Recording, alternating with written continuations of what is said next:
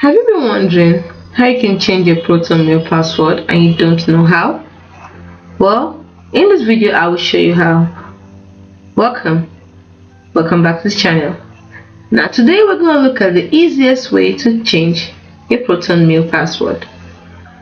Let's go.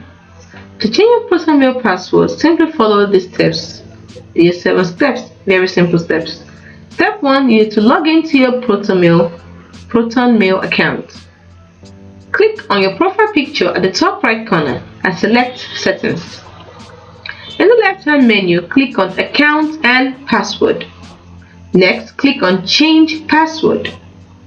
Enter your current password in the Old Password field.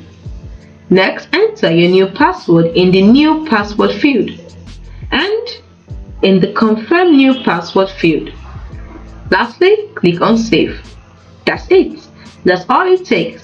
Your Protonmail password has been successfully changed. It's as simple as that. I hope you found this video helpful. If you did, like, subscribe, and hit the notification bell. See you in the next video. Bye for now.